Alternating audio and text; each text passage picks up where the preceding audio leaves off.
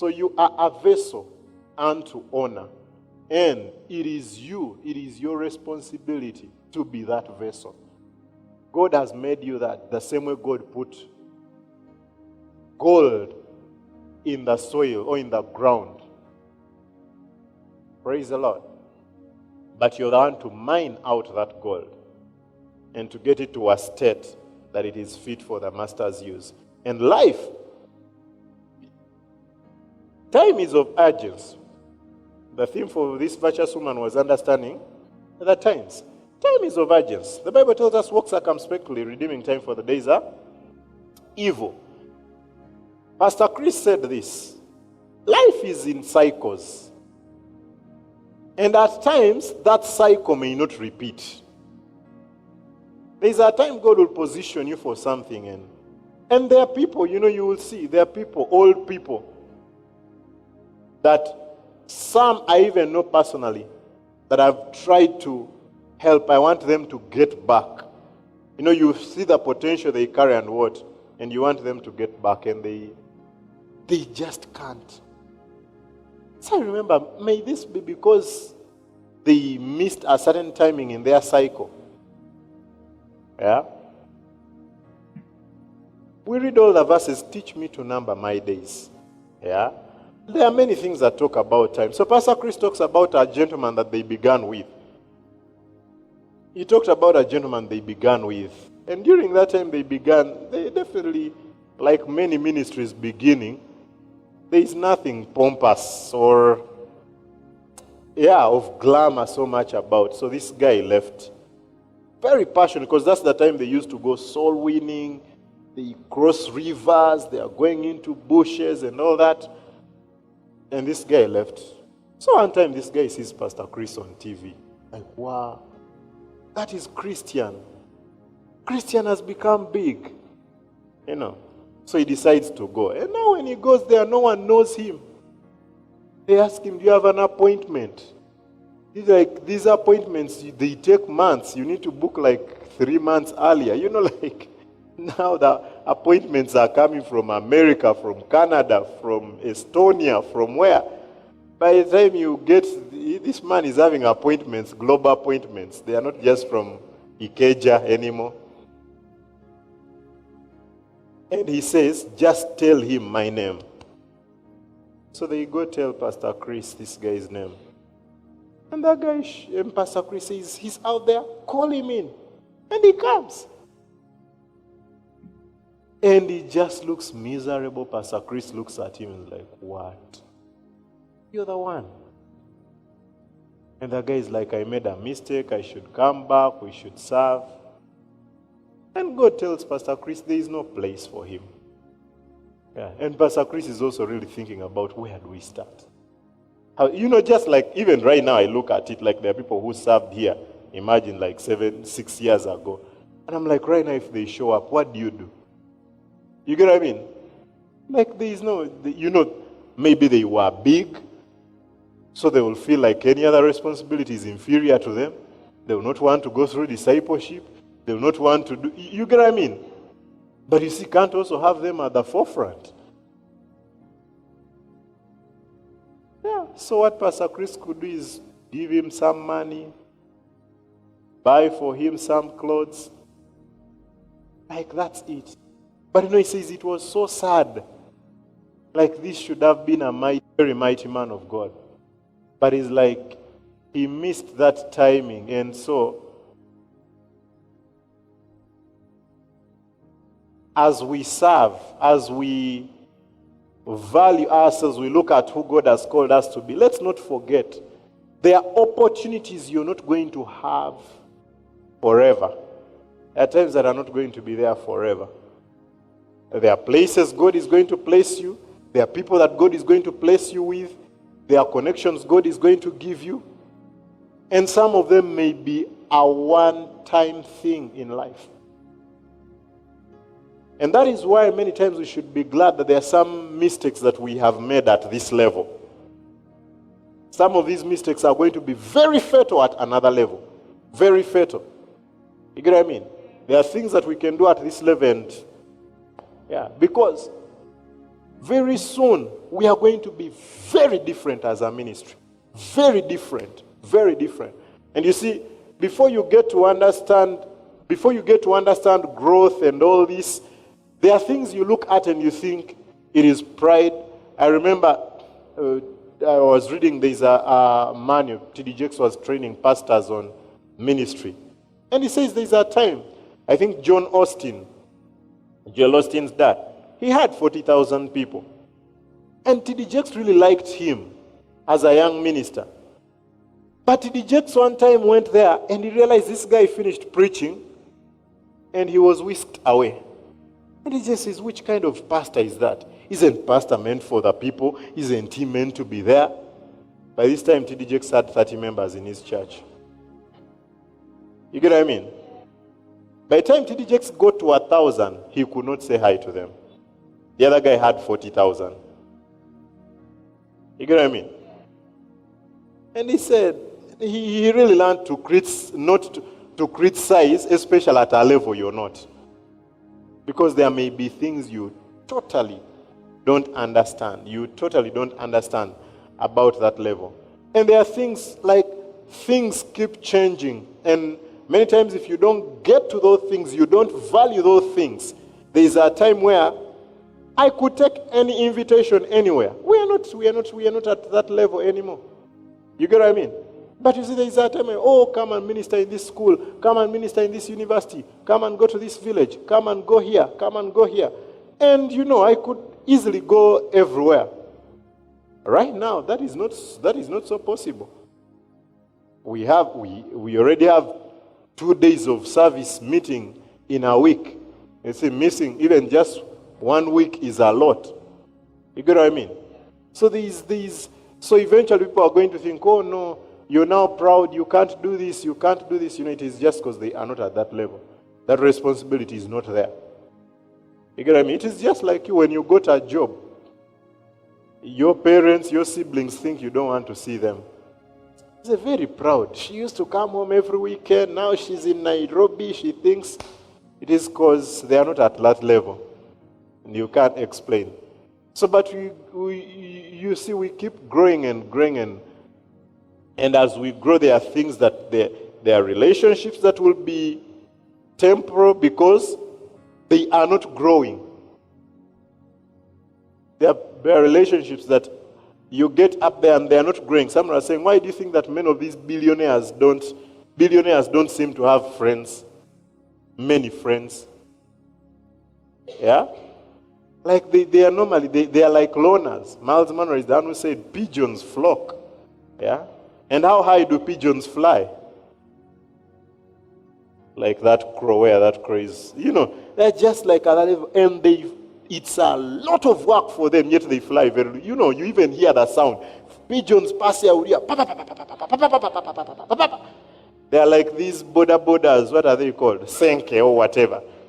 You know, when you hear it from far, you know you're thinking a Kawasaki is coming. And you can walk past it, but the noise it's making.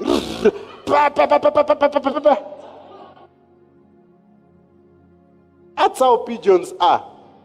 But it says eagles. Eagles don't flock. You've never found that, oh, those are 3 eagles flying together. Those are 4 eagles flying together. They are loners. Yet they go so high and yet use very less strength compared to pigeons. They just glide. Most of the time, eagles are not flapping. You rarely see eagles flapping. They are high up there. So why don't they engage themselves in running to pick maize? Oh, we saw maize fall somewhere. Or you see, pigeons will, they will see 3 seeds of maize, they will go and pick. Eagles don't. You may think they are proud, but the level at which they are, they can't waste that. They can't do a dive of how many, because eagles can go above like these first clouds. Do a dive from there to just come and pick 1 grain of maize. No. You get what I mean?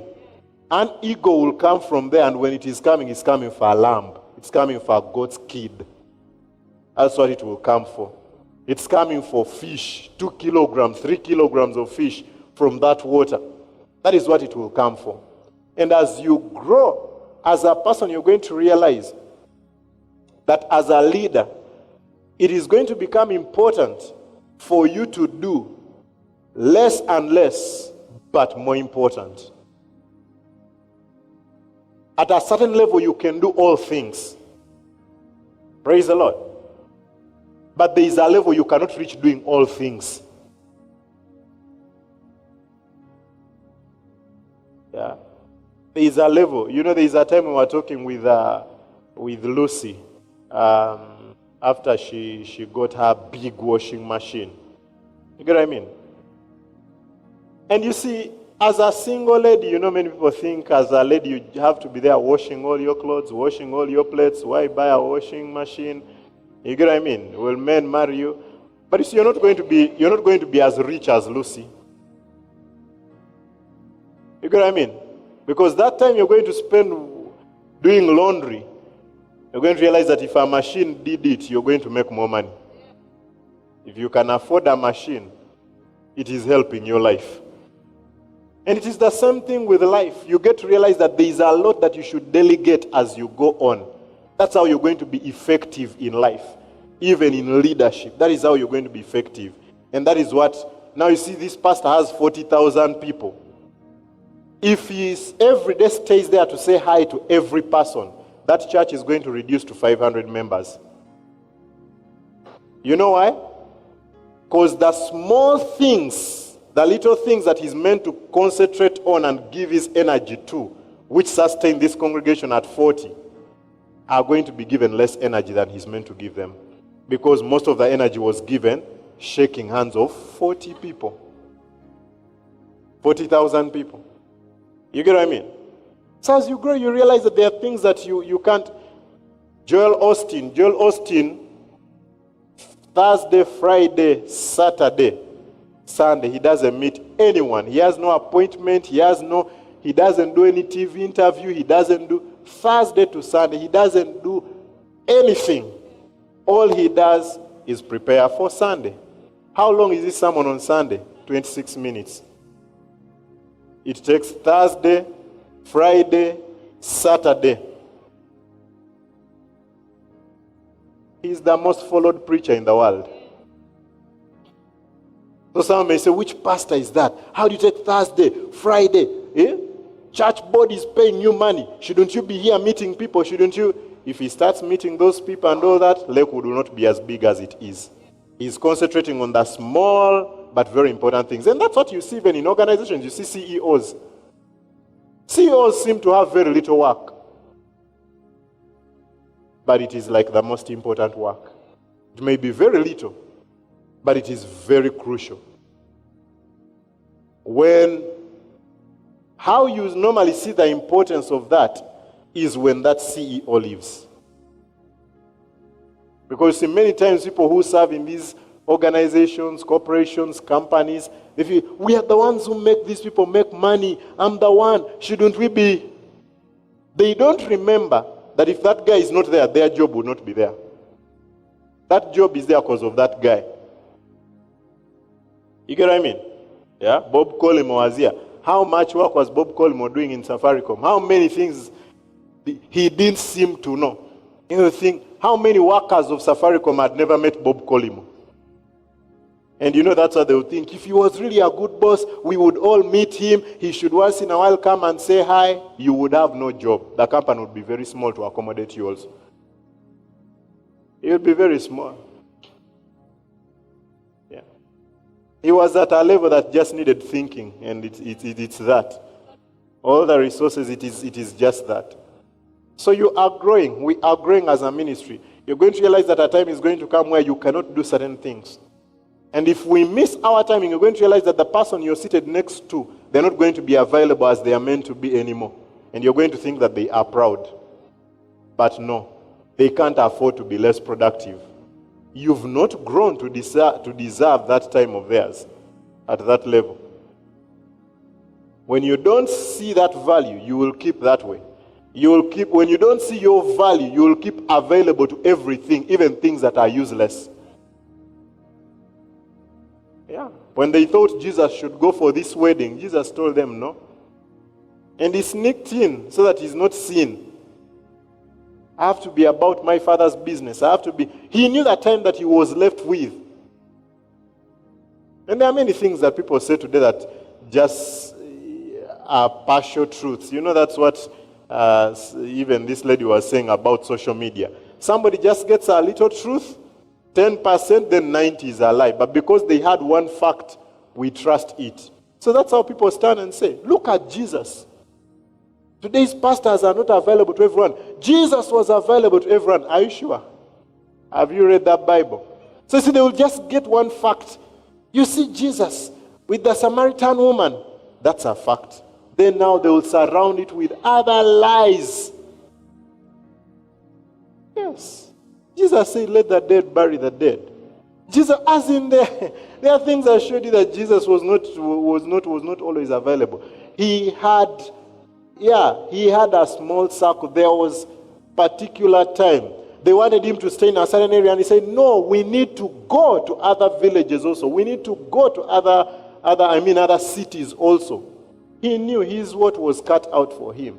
Now, that can only happen if you know the value that you have. You know the value that God has given to you, and you carry yourself with the honor that he has called you with. When you know that, there is a way you're going to carry yourself, there is a way you're going to do things. Because it is dishonoring to God for you to be in a position that you're meant to have honor for, and treat it like you're not in that position. You get what I mean? You've purged yourself, but it is like you're going back to what you've purged yourself from. You've gone back. I know many of you have talked to different people who seem important and all that, and you realize their time is valuable. And that is what has made it that. So they tell you, meet me at 1, it is at 1. And you see, in case they start accommodating, you think, oh, she's a relative. Eventually, they are not going to be that valuable to you also anymore. You're no longer going to, because they are going to what they were purged. People say rich people are stingy. No, rich people are not stingy. Prudence made them rich. Why you think that they can't just throw their money at you? That is what made them rich. They learned to stop throwing money at everyone, and they became rich. So when you find them, you think they've started it at that level. Now, in case they change and start doing it for you, they are going to go back to your level again. You're going to be equals. And you're not going to need them anymore. You're going to go somewhere else. Where does that start from? It is just by that. Seeing the honor that God has put in us as individuals. Seeing that. There are relationships. I think it's Apostle Selman who said this, that it is very bad for you to resurrect relationships that God himself has killed. Very bad. You'll be dragged to the grave with them. There are people that are important. You don't hate them. They are not enemies anymore. But that relationship is no longer important. Sometimes it was for a time, and that time was done, and during that time, either they didn't grow to continue working with you, or you didn't grow and they left you. Yeah, it's very okay. It's very okay. I sat down a few of my friends and talked to them when I was getting married. And I told them things are going to be different. Yeah. Don't expect me to be available as I used to be to you. And I told them, when you're getting married, I also expect that from you. Yeah? There would just be a phone call, come for a sleepover. We just meet internally like, what are you doing today, by the tomorrow are you at work? You're not at, come, let's go. So I'm like, that is going to stop. It may seem hard, there is sentiment, there is what, but it is good progress. And it would be weird if you get married and anytime I say come for a sleepover, you can come. Then there would be something wrong. You get what I mean? So it is the same thing. If your business is growing, your life is progressing, you're going to learn to concentrate on the little things that are very important. There's a time I was talking to Aaron as head usher, Because I was seeing him, he's running to get that seat, he's running to do this. And I told him, you are the head usher. Your role of standing and not doing anything is very important. Because as you're here getting the seat, who is going to see the usher who is absent-minded? So as head usher, you're going to seem to be doing less, but it is very important. That is what leadership is about. You grow to do less and less, but very important. Now imagine if every damn man who came here to clean the church, I came here to switch on. But you see, when we just began, there's a time I did those things. I carried speakers, I set up speakers, I used to roll those cables, I used to connect, I used to assemble seats, I used to do that. You get what I mean? But we've come to a level where we have a number of people. That time we did not have a number of people. Praise the Lord. So imagine if I showed up early in the morning to set up speakers, to see where the seats are, to do what? Then now come and lead prayers. Then now, then preach. Hey, let's say sing. You know, let's not celebrate.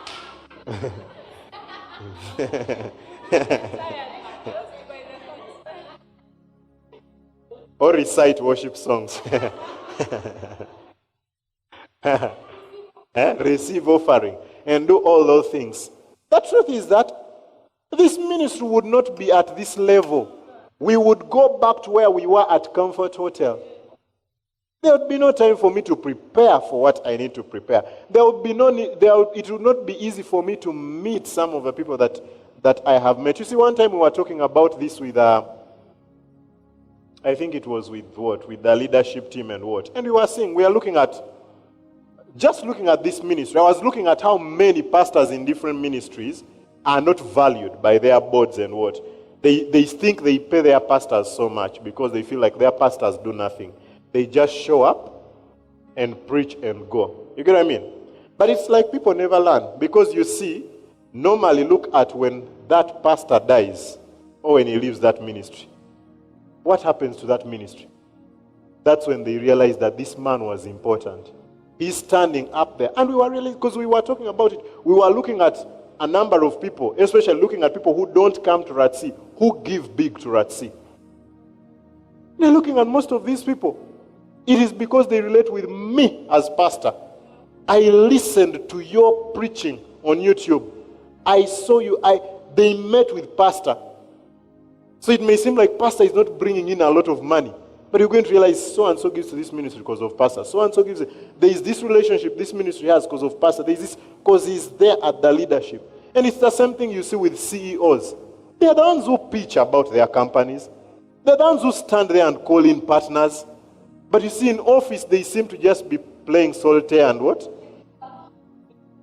Mario. And because you just go to their office and they're just seated there. Bring me water. Bring me this. You feel like you're meant to be paid more because you're mopping their office. Do you get what I mean? As you grow, as you progress in life, you should get to a place where at every stage, there are things you get out of your life to be able to concentrate on what matters most. It is not that the people who do those things are irrelevant. They are very important. You get what I mean? But you see, there are positions there are responsibilities that we have been given. And at different levels of responsibility, you're going to be spread very thin. And this is very important. I'm not just addressing the leaders, but you, the leaders of these departments. Sometimes your department is struggling because you're still doing everything. That's why your department is still struggling. Because you cannot give oversight that way. Imagine if a football coach is on the pitch playing. Nowadays, it seems like the one for Man U is playing. But last night, Man U won. No, imagine if the football coach, those players are better, stronger than the coach. But you see, he has to be out of the pitch to get potential out of those players, as good as they are. So he can be a very old man, he seems to be doing little. And that's how you see football has coaches. We would see old coaches. Ferguson was there till he's in his 70s. This is a man who looks frail. But his insight. He can see the blind spots because he is not on the pitch. If you're on the pitch, you can't see the blind spots. That's what we see in the army, commanders and what. Why are they not at the front line? It is because the leadership role is very necessary. But you see, for you to maintain and to get to that level, there are things that you're going to realize there. Craig Groeschel puts them this way. He says, many times as leaders, especially as ministries becoming busy, one thing you look at is time. You think you don't have time. We normally think the issue is a time issue. No, the issue is an energy management issue. It is not a time issue. Everyone who has succeeded has had 24 hours. You know, I used to hear Miles Monroe. You see, Miles Monroe used to write songs. He used to play keyboard. He used to advise presidents. He used to write books. He pastored a church, one of the most thriving churches in Bahamas, Nassau. He had a good marriage. He has children. He studied. So, like, how does he do all these things in 24 hours? Yeah? Remember the time they are doing a 21-day fast. He's just doing fasting and he's just taking herbal tea. That's all. 21 days. He's not eating any food in 21 days. And he says he still goes for his 7 kilometers, 7 miles run every day. So he has time to run when he's fasting. He has time to receive a phone call from Obama. He has time to receive a phone call from another businessman. He has a church that is thriving. He has leaders under him. He has books he's writing. He has businesses. How was he able to do all this? His marriage was thriving. You know. How is he able to do all this? It is an energy management issue. And what is this? You get activities that energize you. You concentrate on those. And activities that drain you. Whenever you get to a level where you can delegate, you delegate them. We can't delegate them at all levels. You get what I mean? But as we grow, we delegate them. So one of the things that he delegated was what? Buying a jet. Having a jet. That made it very fast for him to move around in all this. You need it in the USA tomorrow. The president wants to talk to you about this and this. He can easily fly there.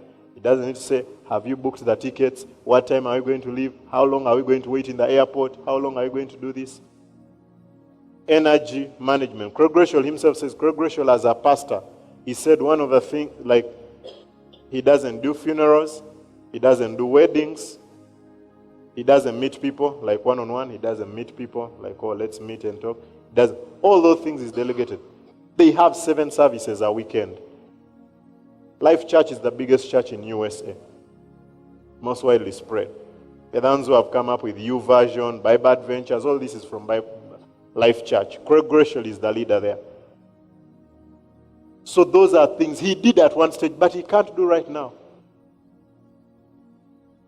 There are people who can do those things. He has pastors who can go do the funeral. He has pastors who can go do the weddings. He has all that.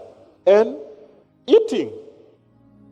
He doesn't think about what to eat and do what. And I really identified with that. There are many times I would come here and I would not eat because of thinking about what to eat.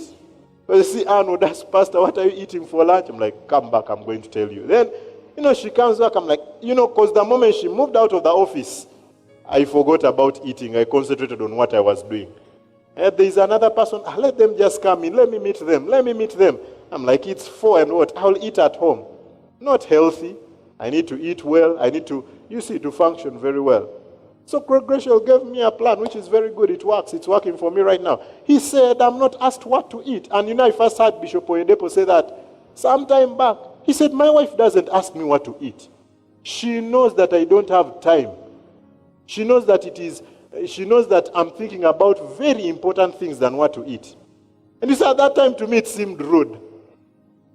Until right now, if that question is asked to me, babe, what should we eat? You know how?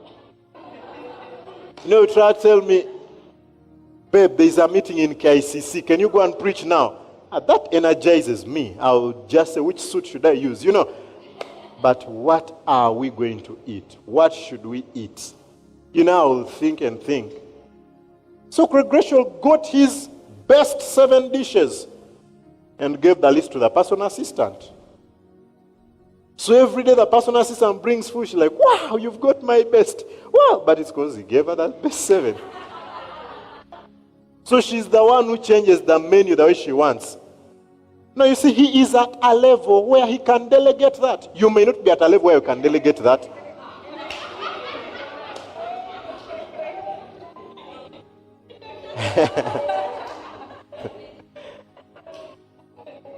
But this is what I'm showing you. Like, imagine how it is going to keep on his mind, and he's not going to be as effective. He's preparing for a podcast. What does that podcast do? You're going to see that podcast had 1 million views. You're going to see how many business people subscribe to that particular podcast, how many engagements they had with that podcast, how many people through that podcast decided to partner with that church, how many, like that energy. So it's the same thing. A pastor is going to show up and they're going to preach a message that is just there because they've not prepared. And there is a life, if you're translating it in terms of money, if that pastor had prepared very well, there is somebody that message is going to impact, who is going to be a partner to that ministry, who is going to be a great giver to that ministry, because there is somebody who gives to this ministry once in a while. They don't go to church. They used to go to church and they're disappointed. They are a rich person in this city. But you see, they listened on YouTube. They listened and they told somebody, that pastor knows what he's saying. You get what I mean? Yeah. And they said, one time they sent, I don't remember, 200,000 odd. So you're wondering, who is this guy? Who is this guy? We don't know this person. You get what I mean? But they listened. So it may look like that time taken in preparation, that time of being comfortable is useless, but it is very important. So that's what I was saying. You are in your house, you're in your home. If you can afford a washing machine, why not buy it? Imagine you work 8 to 5, yeah? You get home, you're tired. You're looking at that laundry, it's bothering you. It's bothering you all the time. Then you have a department to lead. You have to come to church and lead a department. You have reports to give about your hotspot. You have all these things. So you're reaching, now you're sleeping for 3 hours or for how many hours? You're no longer productive at work. In church, you're just grumpy. You're disturbing everyone. A 50,000 shillings washing machine would have sorted your problems. You get what I mean? Yeah. You just reach home, put the laundry in, do whatever you want to do, go sleep and do what? You get what I mean? So you may not be at a level where you can afford a washing machine, but what can you do? Can you afford Mama Fua? Can you afford Mama Fua? There is no problem with that. Because see, you're concentrating on the major thing. And you say, I'm not talking about laziness. I'm talking about energy management. By the mere fact that you can afford her, you're not lazy. Yeah. If you're borrowing to pay her, you can't afford her yet.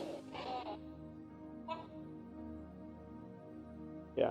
You can't pay her, you can't afford her yet. But if you can afford her, then you realize how your life progresses. You realize how things are going on better because you're concentrating on the few things that are very important. The few things that are very important. That all starts from a level of honoring yourself. It all starts from there. Knowing the value that you carry. It is very important. It is very important. We have people here, accountants and what? You do filing for people, filing returns and what? That is more important than washing clothes. That is more important than, imagine you're late. These people are paying you money. You're late. Why? Because you are washing dishes. So what if you could buy a dishwasher or you could get someone to come and do it? Do you see how you're going to concentrate on what is major? So what energizes you? Energizes you does not even mean just physical energy. But what do you do and you feel like, wow, this is what I was born to do. This is what I love doing. Or in this kind of work or this environment I'm in, this is what I love to do. Like I'm saying, like you are a leader of a department. What energizes you? Your department thriving. That's what energizes you. You come and you look at the ushers and like, wow, everyone was at their station, they worked so well. That's what energizes you. Get them to do the mopping. Get them to carry the seats. Get them. That's why you have a team. You get what I mean? Yeah. They should be able to know that you can do those things. In case, you can do those things. It's not that you cannot do them. But that's how leadership grows. Joyce Meyer and the husband, they don't cook for more than 30 years now. They don't cook. Just to do planties. Yeah. So if Joyce Meyer cooks it, she wants to treat her family. It is not like to eat, I must cook. You get what I mean? Because she reached, your own. She's on this plane to this city. She's then imagine coming from all those tours and let's cook. What? We can afford. And so you realize that that is not being extravagant. If you can afford, you realize that it actually makes your work faster. The way they say spend money to get more money, you realize it does that. And that's what the business people do. That is why you see these big corporates, you see Safaricom and what? They don't do logistics for themselves. Why does Safaricom hire what? Axela. Are they called Axela? This logistic company. Axela, yeah, there's a logistic company called Axela. Why do they get Axela to do their logistics? To concentrate on the major things. Imagine if Safaricom now decide to open a department that has containers and what to be transporting their things and what. A lot of energy is going to go into that. And that energy, where is that energy being got from? There's going to be a demand on some area. And you're going to see growth in that ministry. You're going to see growth in your business. You're going to see growth in your career when you start delegating whatever you can delegate. Whatever you can delegate, you start delegating. You're going to start seeing growth and growth here and there. So important. When you don't value yourself, you always feel like value is in you doing that. That's what you feel. Like what I was saying, you're feeling as head usher, head hospitality, whatever it is, you're going to feel, if I don't make the juice myself, I'll seem like I'm just standing around doing nothing. No, that standing around is not doing nothing. That supervision is needed. Yeah, look at George is here, he can tell us so many. But look at aviation. How much do pilots do? They mainly fly. Yeah? As in they get us a layover, 7 hours, they have a hotel that has been, go to Ole Sereni, that's why I used to see all the BA people, British Airways. They used to, all of them come. They come and sleep. They are just there being treated, they are sleeping. Why? Because the company wants them to concentrate on a major thing. We don't want you to be flying when you're not okay, you're not at your best. Why? Because that's what brings us money. This person changing the fuel, emptying the toilet, and doing what they may think they are doing more work than the pilot. You get what I mean? But if those pilots start blundering, these jobs are all going to disappear. So he may seem to be doing little, but we need that. And that is why we give him that huge salary. That is why he may not be doing what seems to be the nastiest job. He may not be doing but all that privilege is so that he can lead. And he takes responsibility. You see, normally if the first person they go to in case of any glitch and what, it is you, the captain of the plane. Normally it starts there. Definitely they will go to, okay, some engineer didn't fit this, but you, why? Why did you disobey order? Why? I could not hear from the system. Our comms had a problem and what? It's you they will first question. Then they go back to all those people. And it is the same thing with you. God honors you. Get to realize that God honors you. It is, I don't know if it's Lisa Bivea who said, it is so useless to put somebody in a place of authority who cannot exercise authority. And that is what normally bothers me when I talk to the leaders, especially you, the leaders. Why hasn't so and so come? Let me call them pastor. I'm like, you are the leader. You don't even know why you're a member. They don't even call you. They don't respect you enough to call you and tell you they are not coming to church. Sit them, bench them. Why are you in authority if you can't exercise authority? Being in authority is not a place of looking like a flower. There is a lady that Bishop Isaiah was telling me that people don't like so much in Christ's heart. And Bishop was telling me how she helps him a lot. He really values her as much as people complain about her. Yeah. Yeah. Yeah. People say, she's harsh, she does this, and Bishop is like, there is where work runs. Yeah, that lady will stand there. Why do you want to see Bishop? What? You know, so many people hate her. She's like, they may never appreciate, but one day in heaven they will appreciate that they're enjoying this ministry because of what she does. Because if you remove her and they say, okay, there is no one harsh anymore and what, you'd realize how things will not be the way they are. You'd realize that even that little time you think she gives you with Bishop is no longer there. You get what I mean? And normally it is that.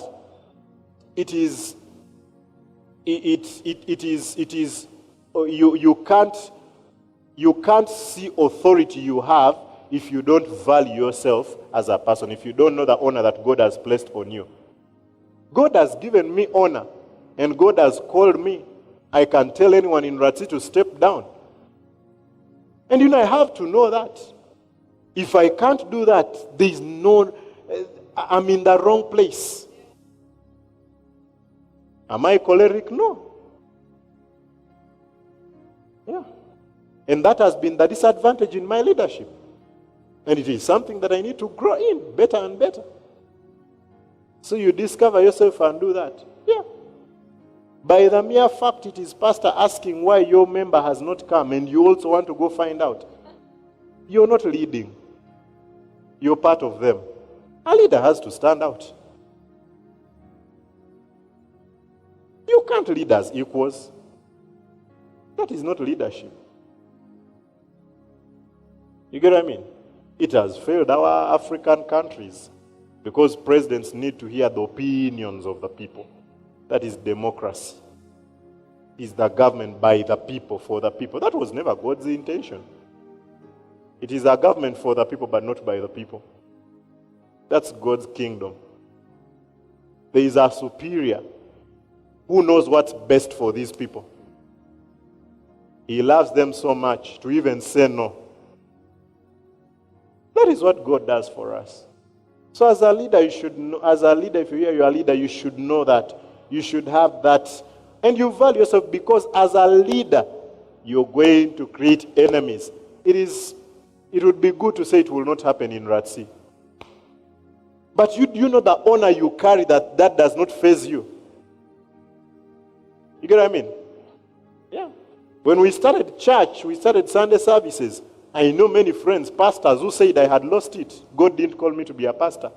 So Pastor Benjamin is losing it. He's meant to be out there. You see, he came to Kenya in a good way. He was meant for missions. Now he's going into Sunday services.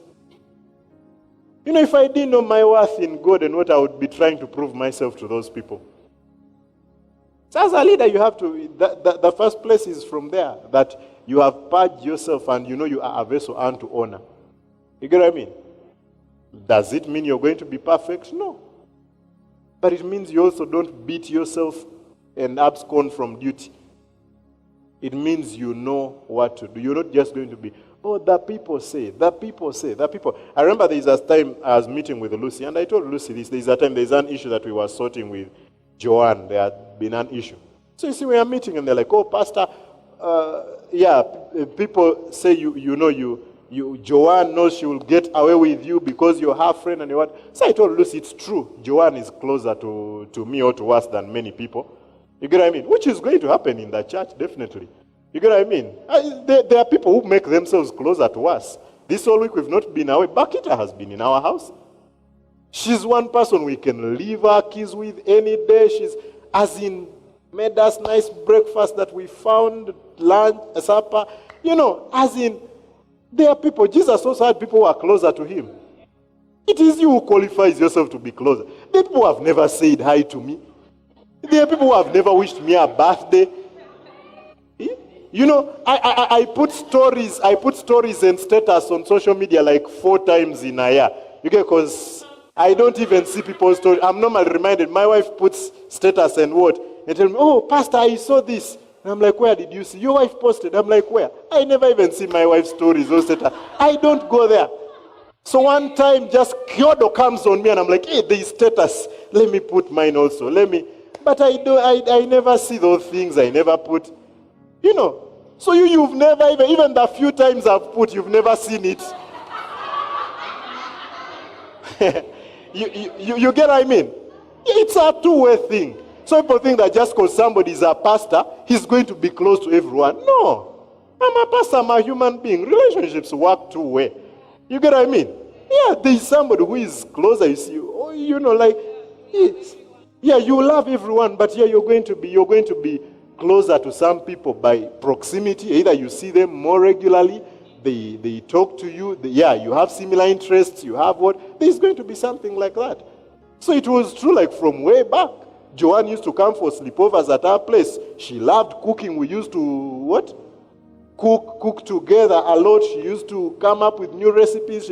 All these places, she's working in Java. She's like, Mama and Papa, I'm bringing for she's in Domino's. She makes for us pizza that is not even on Domino's menu. Like, how don't you expect such a person? Food has got a way of getting. Yeah. She's there. She wants to see the shopping she did for Ada before Ada was even born. She's like, just once in a while, she's like, I got this for baby. I got a blanket. I got this basket. I got this. So it's true. And they're like, so she will get away. So I asked Lucy, when has Joanne ever got away with Pastor? You get what I mean? And you see, there was no issue to really point out. There's no particular issue. And this I was telling Lucy, like, that is so wrong, especially in a ministry. You get what I mean? There is no fact. No one can come. The other day, Joanne refused to mop, and Pastor just let her off the hook. But because she's close, Joanne gets away when she gets issues. You get what I mean? And you see, it is something that will go on and on. And you're going to see many of those things happen, especially here in leadership. You're going to see, so-and-so, this usher is closer to Aaron. So Aaron oversees it. No. That will come from, first of all, us not knowing. We are going to feel inferior. But there are people here who are closer to my wife than they are closer to me. And to me, I use it as an advantage. Yeah. I don't feel like it is a disadvantage. I don't say, why didn't they talk to me? Why did they just talk to my wife? No. I even tell my wife many times, you talk to so-and-so because I know they feel they are okay with it. And the opposite is also true. There are people who have also been closer to me, and it is still okay. Praise the Lord. And I know there are people who are going to be closer to you as a leader. The people who are going to relate with you at a certain level. And if I don't know who I am or who God has called me to be and the honor that I have, it is going to make me insecure. It is going to make you insecure. So you find that a lot of small conflict is because we don't know who we are, we don't know our value, we don't know how honored we are. So we point out small things. You just find this thing and it is not even there. And you see, you just think this is what this means. This is what this means. This is what this means. No. It is not that. If we are going to experience a culture of honor, like I have said, us seeing that we are created to be a vessel unto honor is just the beginning. It is just the beginning, and we see that. And we've seen that. I've seen that in Lucy. I really thank God for that time. From that time, like Lucy became like overseeing the departments. Man, as a ministry, we've grown. Somebody who was here like a year ago, as in the order that we have here. Then I like that. You see, Lucy will bring issues to Pastor. Some of you, she has even told you, this one I'm going to share with Pastor. That's the kind of leader that I want. That is authority. Somebody in a place with authority. There are people who can't do that. There is no use of being in such a place. And that is why, you see, there is a time I was talking to Bishop, and Bishop was talking to me. And there is something that he was speaking to me, very, very important. And there are people who are so close to him, so dear to him. But Bishop told me they don't carry authority. Because he was telling me, different roles. So I'm like, why don't you give this role to him? He says, yeah, he's there, he's good, he's very loyal, but he can't lead. And you see, I've learned that as a leader, because many times we used to it's easy to appoint somebody to a place of leadership because of their commitment, their what. That's not enough. Can they lead? Can you stand and tell so-and-so you're not serving in this team anymore? If you can't do that, you can be available, you can be the nicest person, but you cannot lead. You cannot lead. If the team you lead is the one that always influences your opinions, you always have to run to your team to see what do they say. Pastor, they don't like that color of the uniform. Pastor, they don't. So who is the leader? Who is the leader in that area? And I'm not saying that being a leader means you're going to be a tyrant. That's not what I'm saying. But I'm saying there has to be a level of you knowing that God has called me into this position and there are things that I need to do. We saw that in Tanzania. Definitely Magufuli's leadership there's a lot of collateral damage. There are things that didn't go right, but the things that went right supersede. Imagine them being a country in the world where they did not lose time for their schools. That takes a lead, as in the whole world is locking down and closing schools. How are you going to live with yourself if it does not work out? What if all those children die? How will you live with yourself? Now, those are some of the tough decisions leaders need to make. And you see, that is why it is easy to criticize leaders, because we are never in their position. You don't know. Look at this pandemic. It's been a tough time. Churches have locked down, some have not locked down. Some pastors have supported it, some have not supported it. And I understand both. Tough decision. Tough decision. Yeah. One is not locking down and you think it is because of fear, because of what? But it's been a tough decision to make. Am I risking my people? And another one, am I failing God? Is this faith? Both, if it's just being rational, both have been tough. And it's the same thing still for presidents. We are not sure of this. Look at people dying in Italy. Look at people dying here. So you see how there are things that Magufuli was a leader, even against the people around him. It doesn't mean you don't take advice, but in the end it means that there is a decision that once in a while you may make against every other wish. And sometimes that decision may backfire. As a leader, you should be humble enough to come back and say it didn't work. Yeah, sorry, it didn't work. But you see, sometimes it is that decision that is going to take your organization, your ministry, your department to another level. To another level. I like this. Kesha, when you guys, I don't know who decided, Lucy and the department leaders, after the Kesha, and guys decided to stay and have rehearsals because we were going to have Sunday the next day. You get what I mean? Personally, I was even feeling for the people. People have been here in Acacia. Then they have to stay for rehearsal. But look at how the services turned out. Look at how it was better to go and have rest once and for all. So imagine if we had sat and started voting. Maybe we would not have had that. We would not have had the rehearsals. We would have said, oh no, you see, if people are tired, people can't stay to rehearse and what. I remember when we were starting and Lucy saying we should rehearse the whole service. Remember at first, especially change. Leaders embrace change. Non-leaders fear change. They like what they are used to. There is no growth without change. So you see, when we started these rehearsals, definitely they were very different from what it used to be. Because initially it was just worship team that used to rehearse. So we want everyone to rehearse. We want to rehearse the service. People are like, that's a very long time for us. I remember about the worship team, the instrumentalists, that's too long to play. I'm like, what if you have to play for a whole Kesha? What if you have to, you get what I mean? Yeah. Change does not necessarily mean it's easy, but it makes you better. I've looked at production. Some of showing, I think, in Agi Mumbwa, the production, I know Watoto has Christmas cantata for Watoto. It's like a tourist attraction. They have 4 sessions a day. Two, I think 3 or 2. 3. It's a whole week. You get tickets because that place is full.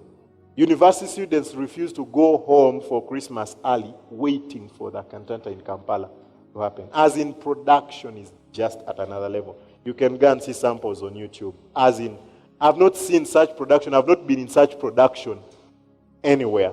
Yeah. I've seen like here Kenya, like this last whatever, what ICC is doing. They are really, yeah, but still not like not at the level of Watoto.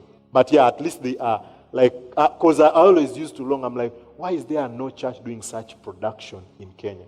Because that one for Watoto, even people who look for talent, secular guys, they attend to choose talent, to see as in it's big.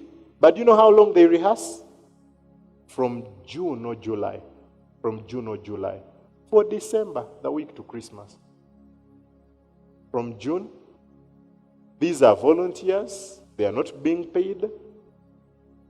You know, as a leader, how you would feel like, especially if you're phlegmatic like me.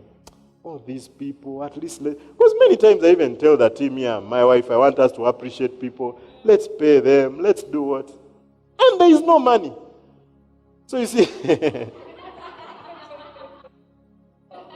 I have to remind myself to be a leader. I'm like, the people are willing to give themselves. You are a leader. You're not forcing them. Call them and tell them, let them come and do. If they refuse, it's fine. But you see, many times you see as phlegmatic, you're feeling, oh, shit, they're going to come. Their whole Eid day, they are going to be here. Maybe their neighbors are Arab. They would have given them some pilau. That day they would not budget for food. Now we are keeping them in church the whole day. Sometimes I think about such things. But you see, as a leader, you should be able to swallow that hard pill. Because, you look at that, but you see how many souls get born again during that cantata. I remember there is a certain time, like in 1 week, they had about 1,000 souls, 1,000 decisions in 1 week. 1,000 people getting born again. And they have overflows. The overflows are full. Then they put tents outside. Because even people going for the next show, they wait outside. Like we would wait. You get a ticket. You go in the morning. They tell you even the next show, people are already here. It's full. Let's change your ticket to tomorrow. Big. But it's been done with excellence. Real excellence. The commitment in it. The auditions that people go through. So it has to be leaders to take people through these auditions. Boss, you're not good enough. And that's good. It's a leader who can say that. You get what I mean? It's a leader who can say that. So we are going to realize that we are working with many people. We have dead weight here and here because as leaders we don't carry authority. So we are having people slowing us down. Because we can't just tell them, no. At this rate, we can't do that with you. We have to get there. It starts with you seeing your honor, because if you don't see your honor, you're always going to want people to speak good about you. And so if people are not speaking good about you, you're not going to make decision. You're going to rationalize every decision by what will they think. A good leader thinks about the overall outcome for the organization, for the department, for the hotspot. You think about that more than what will they think. Because the truth is that people think, even when you don't do it, they are still thinking that you are a bad leader. So you may not be able to control that. So start with that as a leader. And you may say, I'm not a leader. Very soon you're going to be a leader. Really, this is just a service. This is Bible school. Right? See where we are in Bible school. We are preparing. Things are going to come up. Ministry is going to come up. Real ministry is coming up. Imagine if this meeting is just for people who volunteer. There is a time our service was not even a quarter this. Just service. Honor unifies and strengthens relationships, families, organizations, and nations. The culture of honor. It unifies.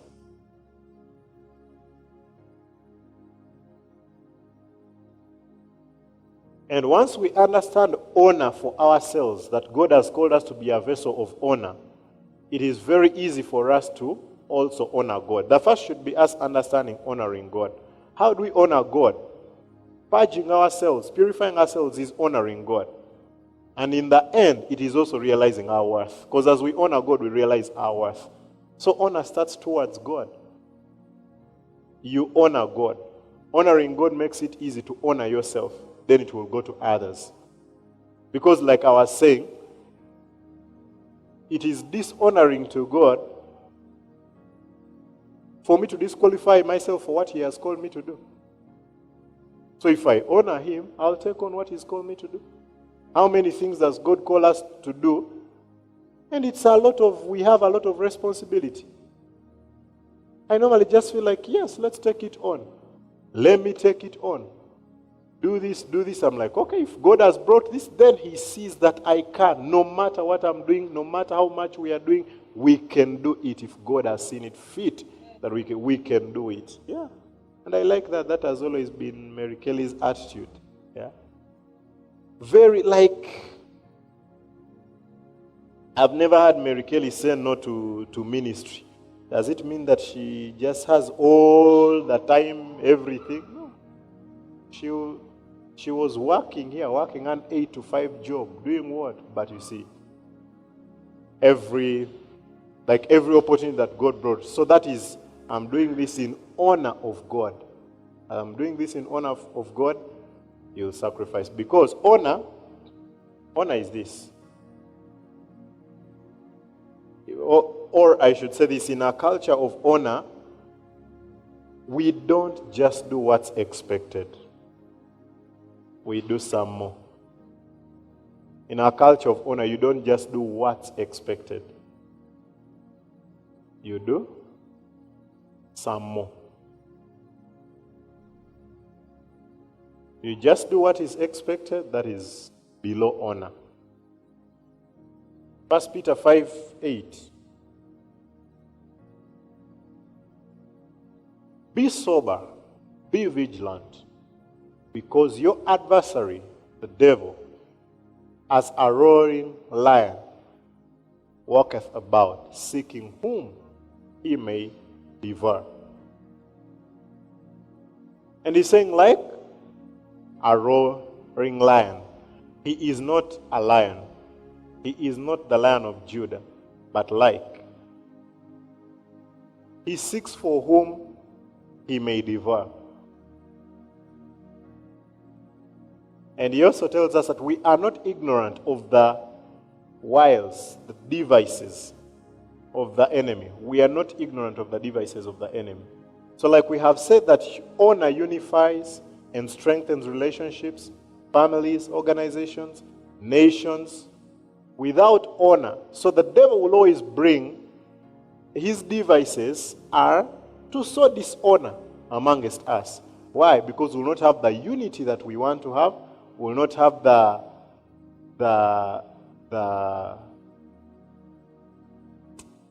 strength, that bond that we should have. And like I was saying, honor does more than what is expected. It goes beyond what is expected. You're going to realize that that is what strengthens us also. As a ministry, that strengthens us. You are here out of honor. It was put out that we have a meeting on Tuesday, and you have showed up. That may be beyond what is expected. And you see how that strengthens us. You've seen in the various departments. There are certain things that you have seen. How many times have people called and they are here late in the night? They are doing media team. People have been here. Bakita with the team doing deco, locked in this place at night. It is not necessarily required. You get what I mean? It is not necessarily putting up this week as there's a day, Eli and Manoa here till morning. They are not being paid to do this. That is more than what is required. What does it do? It strengthens us. Somebody comes in and says, wow, I like the sound in that ministry. It is not so loud. It is said so well. It is what? It is strengthening us as a ministry. It is making us better. But it is because there are some people who are doing more than enough. There are people who are doing beyond what is expected. And it does that for us. Now, the devil knows that if I sow dishonor, unity will be broken. Because you see, many times we think that unity comes by us just sitting together And we've seen that, we saw that when we were in Kisumu working with the committee, and I've seen it a lot in Kenya. There is a lot that is called, as the body of Christ, we must get into unity, and unity means let's sit together. Then after you pass, you're just speaking things are behind each other. No, honor is the thing. If you honor each other, even if you're not meeting to sit, there will be unity. If you don't honor each other, you can sit, you can have all the team building you need, you can have all that, and you will still have this unity. Some of the ministries, organizations that we see where people seem to be, from afar, they seem to be so united and working together. You see, we were working with some people like in Kisumu, earlier were telling me, so they go and meet, and in the meeting, these people are agreeing on the same thing. They're agreeing. It's like it's them against our team from Nairobi. Then just on the road, they leave that place and they're just in the car. These who are in the car with now people from Nairobi, they turn against the others. Like, those people, we always tell them, but you see, when you find them, we are united. As the committee, we are united. This is my brother, this is my... There is no culture of honor. So we can always come together, we can always have meetings together, we can go for sleepovers, we can do what, but there is no culture of honor. And we will not see unity, we will not see... And it's what you see even in different countries. That's how coups have happened, that's how presidents have been overthrown, that's how... By people who are close, they are there. They salute them. They seem to be honoring them. But you see, there is dishonor, because it starts there, in the heart. There is dishonor. Yeah? And if you're seated here thinking that it is your neighbor that I'm talking about, you need to start again making your notes. You need to start from the start. Yeah. And people feel like, yes, Pastor, talk about that. Pastor, I wish you talk to people about... The moment you think that way, you know that you really need it. You know that it's not working in you at all. The moment you start thinking that what is being shared is for somebody else, yeah, it's yours. We love and honor people in their weakest moments. This takes maturity. The opposite is the obvious. Anyone will hate anyone who is not good, who does not seem qualified. Honor is really, Bill Johnson puts it this way, celebrating somebody for who they are without stumbling on who they are not. Normally we want to celebrate people for who they are not. No, we want to celebrate them without knowing who they are not. And it's that. I honor that pastor. I love that pastor. Why? He has time for his people, for his congregants. You're celebrating them based on not knowing who they are not. The moment you get to know that they are not something you want them to be, you dishonor them. Now, I've said we honor God first. Then we know honor for ourselves. Then we honor each other. So honoring each other is going to be that. A few times people have come to me and told me about a leader and all this, and at times people have told me about weaknesses of so and so. And at times people think it is new to me that this particular leader has this particular weakness. No, I knew it before I appointed them to be a leader. You get what I mean? Yeah.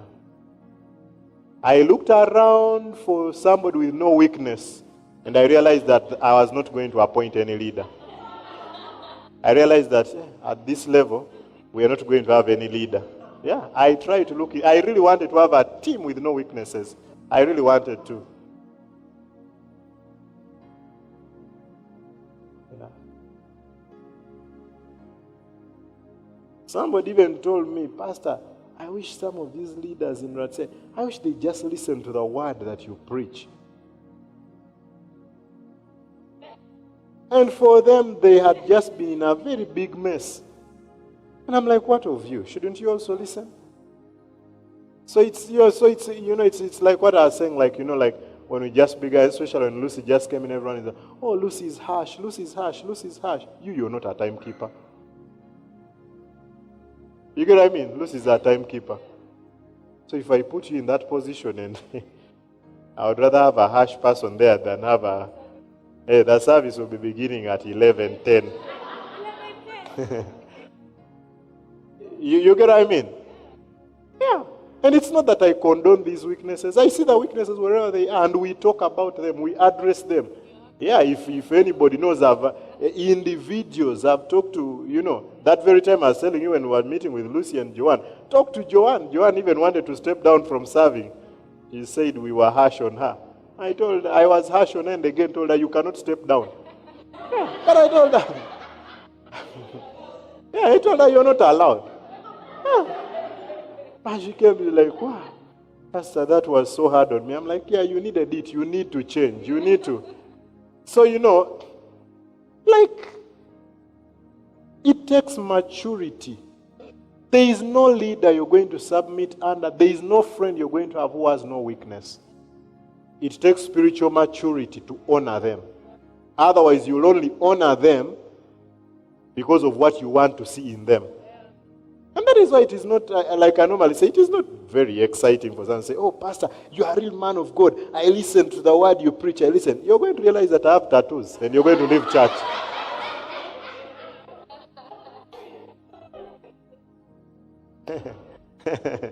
Yeah. As long as I'm putting on long-sleeved, I'm a man of God. Yeah, one day you'll find me at home with a vest.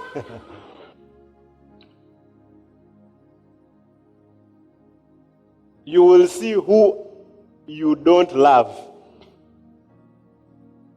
And it's the same thing among us. You realize that when we dishonor one another, it is because we are stumbling on who they are not, who we want them to be.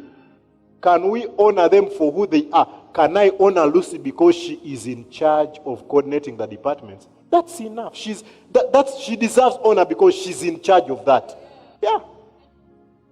Yeah, Pastor saw her feet. You get what I mean? Yeah. I'm going to honor my leader, not because of... Otherwise, if you want reason to dishonor people, there is going to be a reason to dishonor everyone. Everyone. Yeah. Even when you're married. You're going to find that, yeah, this one does not wash the way you want them to wash. This one does not cook the way you want them to cook. This one does not. There's going to be that. So can you, and that is what, imagine how Jesus honored us so much that he died for all of us. Then he came and chose 12 disciples. I'm sure the Pharisees, like some of us want to be Pharisees in this ministry. I'm sure they'll be like, does Jesus know that Judas is a thief? You know, I'm sure they thought he didn't know. And so you see, so it's the same thing that happens because Pastor does not stand here and say, now, Lucy has become a leader, but she has this weakness and this weakness. People think Pastor doesn't know. Now Aaron is the leader here. Oh, but Pastor doesn't know this. Now Manu is leader here. Oh, Pastor doesn't know this. Now just imagine those teams around Jesus, the bigger ones, 120, 500. Like what? Does he know Peter? Yeah. Peter doesn't keep his word. Jesus is walking with him. He's even gone with him to the mountain. I wish he knew. And normally you realize that when we have that spirit in us, you realize that we are smaller than the people we criticize. Yeah. Big people don't criticize small people. It's small people who criticize big people. Yeah. Yes, that's the truth. That is the truth. Yeah.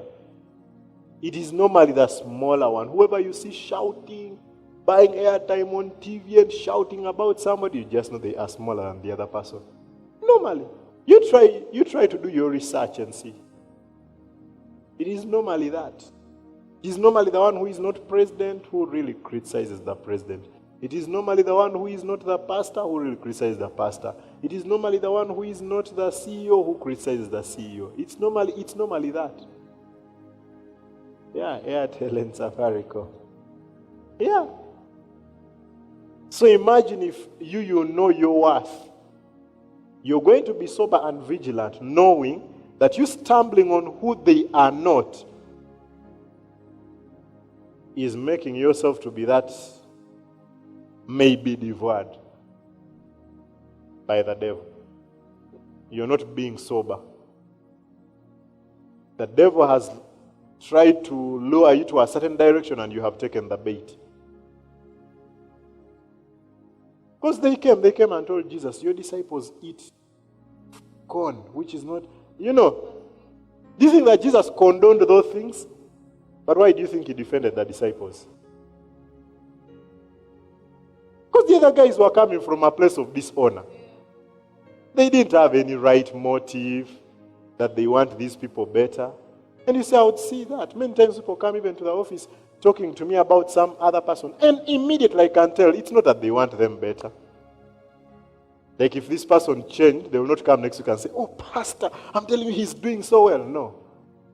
It normally stems from self-righteousness. We normally think that we look at our few strengths and we believe that they make us better than the other person. Yeah, we get our few strengths and compare them to the other person's few weaknesses. Definitely we are going to win. Hallelujah. We will win if we do that. If we keep doing that, we will win. But Jesus does, he said, oh, your disciples are not fasting and what? Yes, like John's disciples. These disciples, Jesus even rebukes them for not being able to pray. So Jesus knew their weaknesses. But he knew who they were. He did not stumble on who they were not. And he gave them the Great Commission. So when you look at your neighbor, your friend, whoever you sit with here, remember, they qualified. They went through discipleship. The department leader saw them fit to start serving in that department, and that is enough to honor them. Am I saying we should condone something that is not wrong? We don't condone what's not wrong. What's not right? How do we show honor? We go talk about it. Yeah, with them. And you see, that is why I like to call. Let's call that person that you're talking about. Then why is it important to us if we can't even talk to them? Are we the ones that need to change? Let's talk to the one that needs to change. You get what I mean? Yeah, it's just like you coming and discussing with me how somebody's wife does not know how to cook and what. I'm like, you're telling the wrong person. I'm not a chef in that house. However good I cook it here, it's not going to go to that house. Go talk to the right person. That is honor. And that's how you realize that at times we feel like people whose mistakes are not out there, we think they are better. But this is what I'll tell you. Many times you find that people whose mistakes are not out there are people doing very little. God had Esau and Jacob. Jacob, the cheat. Esau was the compliant. Up to that time, we don't hear of Esau doing any bad thing. We even sympathize with him when he sells his birthright because they're like, honestly, he's angry, atakufa.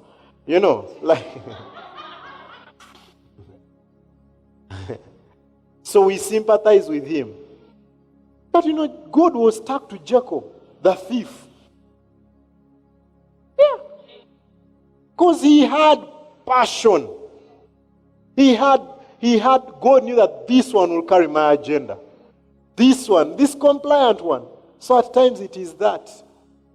We realize so and so has some weaknesses here, you clash with them. But you see, there is a person, and I've seen this even in relationship. There is somebody, over 4 years, we have never clashed, then a disagreement came up, something small.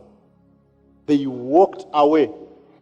They walked away from us without even talking about it. We tried to call, let's sit and talk about this. They walked away. And yet there are people we've clashed with and they've done real ugly things. But we can talk and they stay close.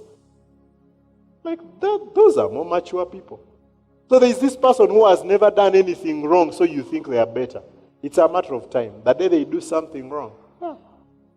And that's what I'm saying, like from all these leaders, like the department leaders, there are things that I know about them even. As definitely it's prayerful, definitely there are people that God has showed me, and there are traits that I have also seen.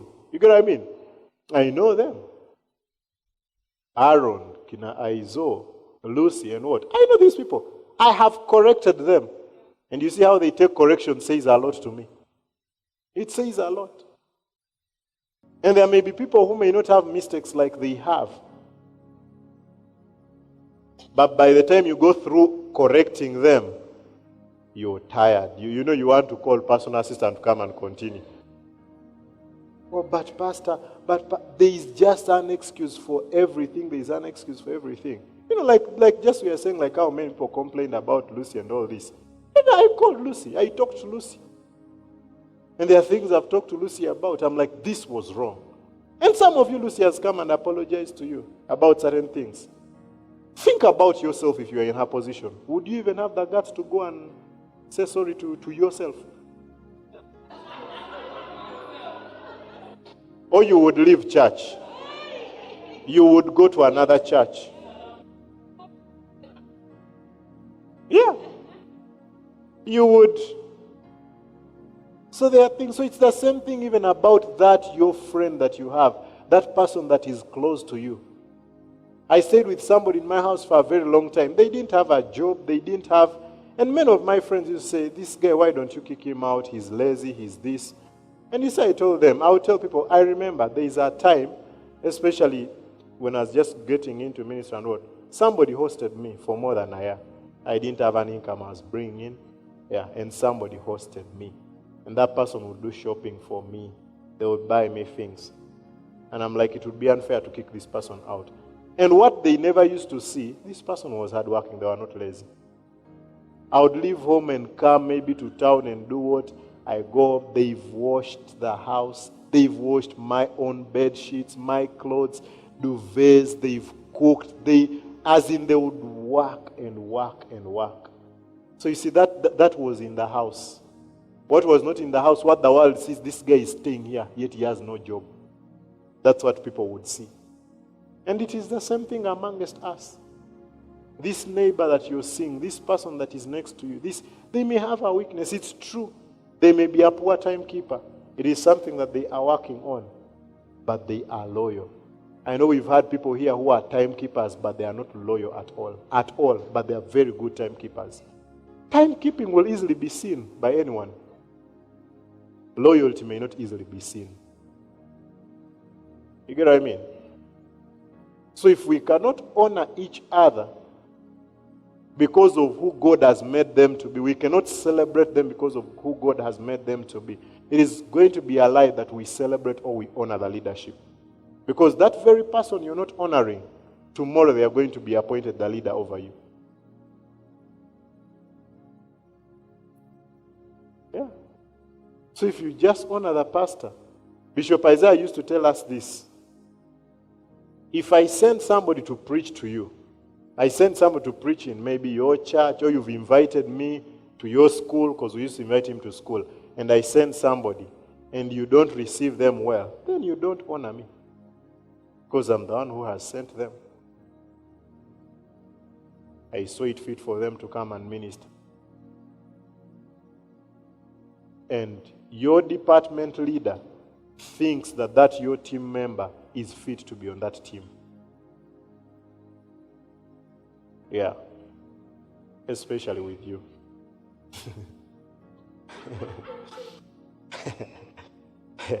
So if you don't honor them, you don't honor your department leader.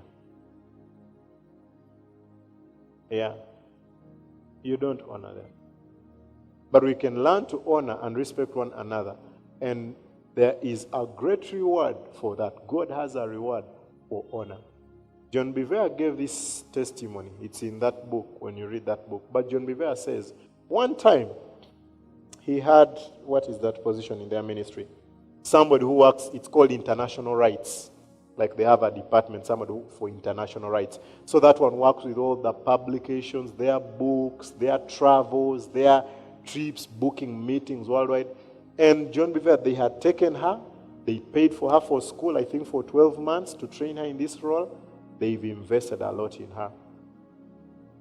And once every year, because you see they spend a lot of time out, they give a week. They would give a week to their children. Now their children are married. I saw the last one proposed yesterday. They are all getting. But before, they would get their sons, they take them, they would go on a cruise for a week. And they would shut all their laptops, all their phones, no work from. So you see, so during that time, a pastor, John Bevere knows, in that same city, hired this lady without talking to John Bevere, without, definitely in the Christian culture, well, that was real dishonor. That is not.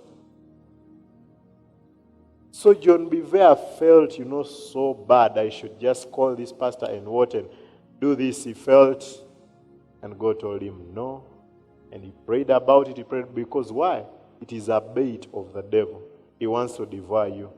He wants you to dishonor this pastor. Is what the pastor has done dishonorable? Yes. So does it mean you should also dishonor them? No, exactly.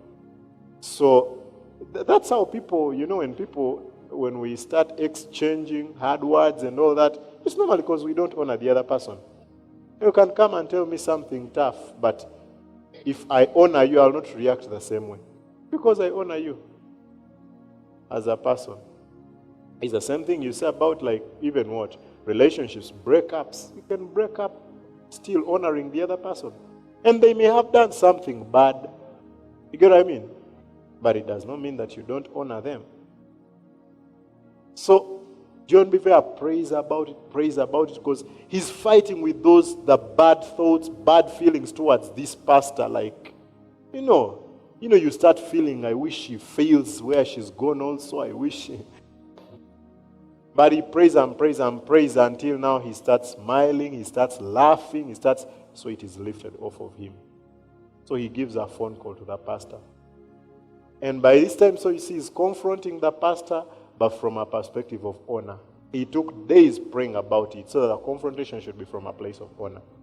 And he talks to the pastor, and the pastor says, he really made a foolish mistake, that was not good. The pastor apologizes and all that. And John Bevere tells him, I want to see you when we come back. And maybe the pastor is wondering, why does he want to see me? We've already talked about this on phone. And John Bevere goes and takes him a very good watch. Was it a Breitling? I'm not sure, but he took him a very good watch. Took him a watch from his box, gave him. There are some parts either on the winder or what for the watch that were not there. They needed to be shipped and what. And John Bevere says, I'll do that. The guy's like, no, you've done a lot. And no, he's like, I didn't want to give him an incomplete gift. Honoring him, and the pastor loves that watch. And today they are friends, and John Bevere is like, I'm genuinely happy when I see that employee, that worker, succeeding also there. And he talks about now honor's reward, how the miracle was that they got a very good replacement, as in very awesome lady serving in that very position. Then there is somebody, a very rich guy, who got for John Bevere a Breitling, like a late, if you know watches, you know Breitling, yeah? Okay, that's if you know watches. But it's a prime watch, like there you see Rolex. Not this Rolex sold at 2,500. I'm saying Rolex. Yeah, look at Facebook, you see Rolex for 2,500, Rolex for 1,500. Yeah. So, but it's very, Reverend Steve Yoda had one, and his was $20,000. Yeah, yeah. So they are made by Bentley. I think they are made by Bentley also. They are the Bentley, the one that makes cars and what. Yeah. Very good watches. So he had really desired to have one like that. And this very wealthy guy pulls down his coat and just takes off the watch, gives him. So he remembers how he gave that watch. He remembers. And it's like, this is honor being rewarded. And you will also get honor. I saw this a lot when Mary Kelly was ushering team leader. Yeah, some of you were under her when she was. There are people that even me I was just tired of, and Mary Kelly would say, let's pray for them. And she would just pray for people, and you would see how people would change. The very people you think are nagging her, you would think she has to treat them with dishonor. Because she's the immediate leader. But there was honor with which she treated them. Yeah? You're required to be firm, you're required to confront, but it does not mean that you don't honor. Confront but honor. Be honorable. Yeah, that's honor's reward. Yeah. So when you get in a team like this, you are a leader, you're not a leader, think about, how am I honoring this person? Every time, how am I honoring this person? Do I honor this person? Just simple things like, simple things like what do we do? Like I would say, when ending a relationship because of anything, let it be honored. I told my wife this, that we should always be, because definitely we are growing, we are going to fall out with people. It has not stopped. Definitely we'll fall out with people. But I'm like, it as a phlegmatics, what phlegmatics do, you know what they do? They walk away chini ya maji. They walk away, yeah. So you wonder why they don't talk to you anymore. You don't know. But God spoke to me and told me that is very dishonorable. And because phlegmatics are also very rational people, phlegmatics are thinkers. So normally they've thought and done everything, even on your behalf. Yeah. They've diagnosed the matter. And you know what we think in the end? You are the problem. You are the immature one. We think about it and rationalize it, then we just walk away. And you know what we say? I know even if I talk to them, they will not understand. Yeah. I've given them many chances. They will not understand. I've given them. Yeah. So I realized that I'm going to be a victim of that because of being phlegmatic. And I realized, no, I'm a leader. God has put me in this position. I should honor people enough to go and sit down and talk with them. And many times when I've talked to some people, I realize that there are things that I have done over and over. And I would have never known. Because you think it's obvious because as a phlegmatic, they should have known. They should have known. So you see, you're writing them off with a list of things they've done wrong, and they don't even know they've ever done those things wrong. Because you didn't call them out. Phlegmatic you. You didn't speak about them when they happened. Yeah, you kept quiet. They came, they borrowed your whatever, cloth or what. They brought it back, it's a bit spoiled. You didn't address it. You just said, I'll never give them. They did another thing, you didn't talk about it. So it is so unfair to them that you're cutting them off without them even knowing what they did. If you had addressed it, that I didn't like the way you treated my cloth. That is honorable. That is honorable. So by the time you come to end this relationship and you point to those facts, they are not taken by shock.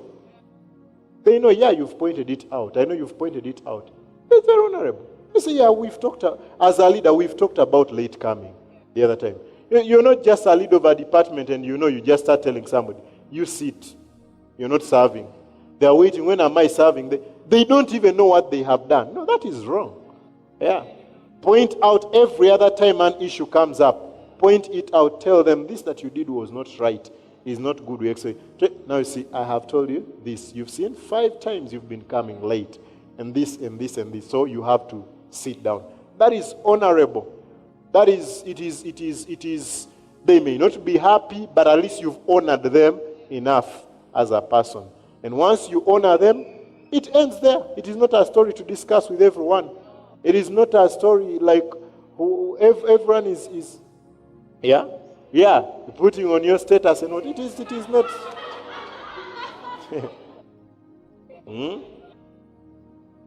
It is not, you deal with it because you see, you are honoring this person. You're honoring this person. And you see, I've seen that especially as leaders. There are people that, even some of you, I know some of you may be discovered later, but there are people that maybe we fell out with. But you say, I never stood here and talked about it, so some of you may be getting jobs with them and they are doing what, and I feel like, that is very good. I always remind myself, I'm glad I honored that person in that way, because them falling out with me, we didn't fall out on terms of employment. They may be a good employer. But you see, that is what dishonor does. Dishonor just makes a person bad, like they've never been good at all. Yeah, which is a lie. And that's why I was saying that then we come and say, Pastor, can you imagine this person? If they only listen to the word, what they are doing. And what are they talking about? One thing. No one comes to report anyone and they first tell you about the good things they do, then they say, but this one. They just point out that one and they make it that big until it fills that office. Until that office is small, I'm like, let's go into the main, let's go and enter the church and we breathe in. Because of this one thing. Let's teach ourselves to see good among each other. Let's teach ourselves to do. And if we start seeing good, it does not mean we are going to condone the wrong. We will point it out, because if we don't point out the wrong, that is still not honor. Because like I'm saying, eventually it's going to become too much. And you're going to walk out of these people's lives in a dishonorable way. So it is good to call out those things. It's good to tell people these things, but in a very honorable way. And we celebrate them. There is genuine reason for celebrating. There is genuine reason for celebrating. This person may not have done this. This person may have done something wrong, but they've come back, they've repented. Now, not cholerics, I think it's mainly melancholy. Yeah? For melancholy, it's like they want people to pay. You get what I mean? There's that thing in you like, how can an adult do that? So when they come back and they say they are wrong, you need to write for them a template on how to say. We need to write a template for them on how to say that. I don't feel like they repented enough. And now, you see now, genuinely, definitely there are people who don't repent well. There are people who just come and say, I'm sorry. But we should always have open arms that when people come back and they've offended us, they've done what, we should have open arms to realize, yes, that is behind us now. Yeah, let's move on. Let's close chapter, close deal, and it is that we move on. We treat them as brothers and sisters, and I hope all this is helping us, because you see the other things seem easier. There are things that Paul talks about. Paul talks about even people to stay away from, which I believe is still part of culture of honor. Paul says that these ones who have a form of godliness but deny the power therein, he tells Timothy to avoid. Stay away. There are people, we talk, it's like we've never read the New Testament, especially when people hear somebody was just communicated from church, they feel, that was unfair. No, Paul tells people not to even eat with certain people. Not even to greet them. It's Bible, New Testament. Don't eat with them. Don't even greet them. Don't get in the way of God chastising them. Yeah, there are things. But he says, a form of godliness denying its power. Now, what power are we denying? The power of forgiveness here. Bishop was talking about this weekend.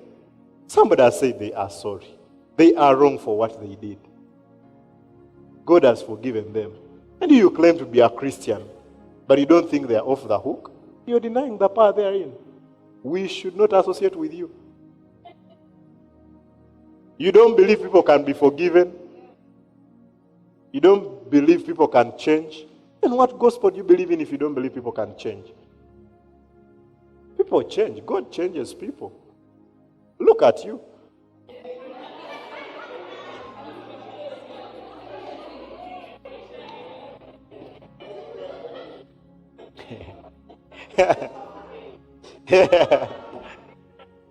I'm a testimony.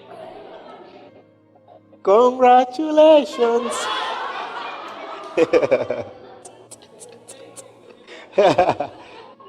He has done it for you.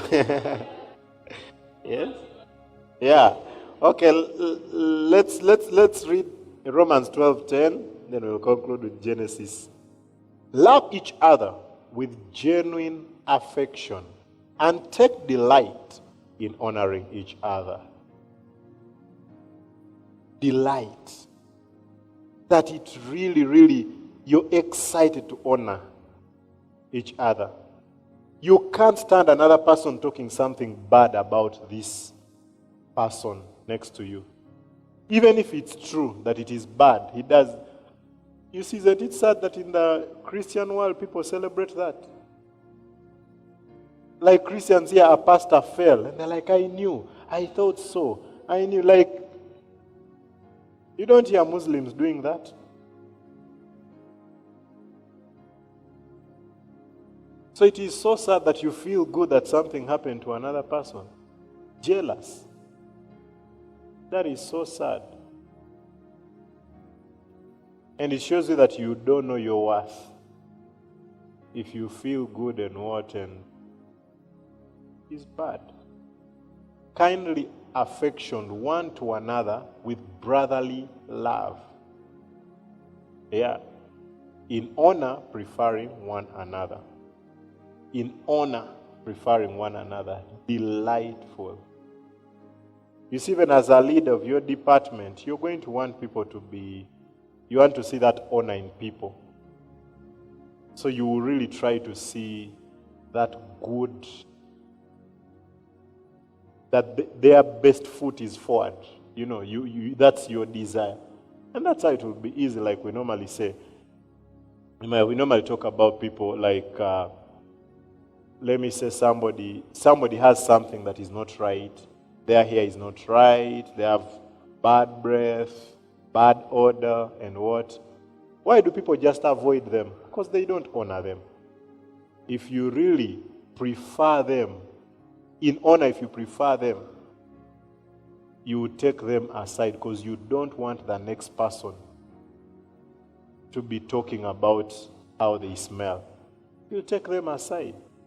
Tell them buy a deodorant. Or you buy for them a deodorant and tell them use this. You tell them, why haven't you ironed?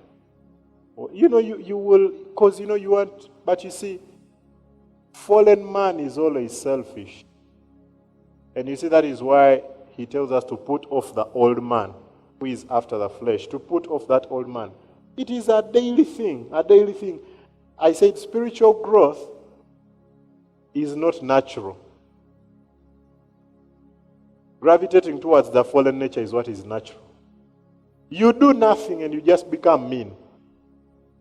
To become better, you have to do something. That's why there is consistent mind renewal. I'm going to be nice today. I'm going to speak good to people. I'm going to do good. I'm going to obey God. That requires taking the word of God. You get what I mean? We human beings, inherently from the fall, are selfish. Look at photos. When we look at photos, why do we call photos bad? Because you didn't look good. You never look at all the other people who are looking good in the photo. You say, I didn't like that photo. Just because of you alone, you're 10 people in that photo, for God's sake. You're just 10% of the people in that photo. But it's bad. Delete it. Why was it posted? Delete that photo. Because of you. Why? Because you're just looking out for you. So photos show us a lot. They even introduced selfies. You know how much research and investment has been put in the selfie camera? Yeah, it's the one with automatic filters. It's the one with... It's like a lot of money because everyone wants to look good, wants to look... It's just about me. I don't care about the ones on the other end so much. The one on this side. The one on this side is a lot. So it's that thing like, I'm seated here, somebody has bad body odor. I don't care, at least I look nice. People will talk nice about how I look. I don't care, I'm dressed like this. Go get some clothes for that person. Do you have some clothes? Get good clothes for them. Are you happy when they look nice? Yeah, make them look nice. And it is going to be very easy. You see, honor, when honor starts with such things, you see in the office here as staff, because we are celebrating people's birthdays and what. And one of the things that I was telling them that every birthday definitely has what? Staff, like as the ministry we pay for maybe for the lunch, for the treat. But each of us should come with a gift for that particular person that we are celebrating. Yeah, your own gift, a thoughtful gift. That is a great way for honor to begin. Like you see, if you think about a gift, you think about something good, it means you're thinking about this person. You're thinking about this person. So if we make that a regular thing, because you'll find in this team, you're like, hey, it's only so-and-so I bought a gift on her birthday. It's only so-and-so. Look at that person in your ushering team, your hospitality team, that you've never done such a gesture for. And say, I want to honor them. So when you say, I want to honor them, let it not just be verbal and what.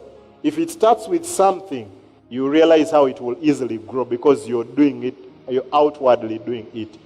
So do something. I'm going to pay their fare today. I'm going to buy their lunch today. I'm going to do this. That way we honor each other. We celebrate each other. Definitely there are things that we need to patch, but like I really love what I see, like when I like how we show up for showers, how we surprise people for birthdays, how we work in these different weddings and what. I like there's a level of family that we have here. We can just take it higher. If we understand honor and how honor is done, we can just take it higher. You get what I mean? And we normally talk about it, even look at even just groups, these WhatsApp groups. Leaders, some of you as leaders, if you need to take somebody off, maybe they are no longer a leader. I've told you to talk to them before. If you've ever come to me, you don't just take somebody away from a group, a WhatsApp group. That is dishonorable. That is even worse than adding somebody who you didn't request. That's already bad. Have you been like that? You're just added to a group, that's disrespectful. You just add somebody to a group, and the group has 623 people. Especially Telegram. Hey, Telegram, you can have 1,000 people. You are just added. It's honorable to go and say, there is this group we have formed. Is it okay if I add you? We would want you to be there. But it's the same thing with, So I'm like, yeah, it's true. Like there's somebody that we know, maybe this person has left this church. They've left out of defiance. And there are people who have left groups so serving because of bad, behavior and all that. But still, I've told you as a leader, talk to them and tell them, now we are going to take you off the group. It's honorable. Yeah. You're no longer serving in this team, and it's honorable for you to be. Such simple things show honor. They show honor for each other. And for the leaders also, respecting the work that the people do, the people that are under you, the work that they do. You may be supervising, let me say, I'm giving Aaron a lot as an example, but it's the usher. Maybe seats have been arranged, somebody has come and they've arranged seats, and instead of coming and ninini unafanya, you ask them why they've done like that. Shouldn't we do it this other way? Because you see, you delegated, you see, it starts with like these guys. You see, we come in and we find guys mopping these stairs. You ask for permission to pass. It shows you honor them. They're not just a janitor who is there, you just do whatever you want. It is honorable. It is honorable. And if we honor each other, we are going to see it in all these small areas. You will get to the washroom, you'll put the hand towel tissue in its own, you'll put it in the proper place because you're honoring people. When you use the toilet, you will leave it honoring the next user. You will not leave it thinking about you yourself. The shock of my life was to realize that round the world, ladies' toilets are worse than men's. I didn't know that growing up in a single-sex family, because ladies all look nice out there. Yeah. So you even think their poop is pink and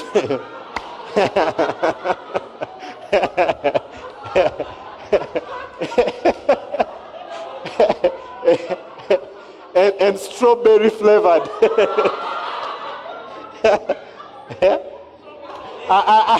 I thought we will never.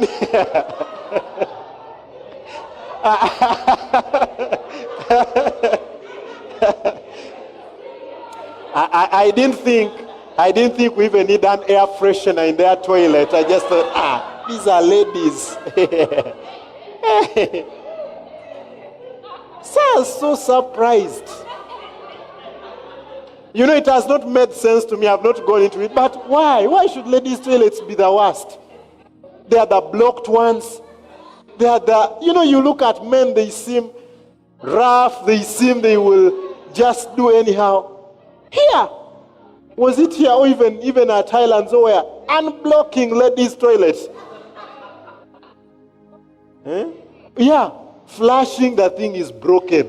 And you don't see all of them for workout. But you wonder how they have such energy when they are there.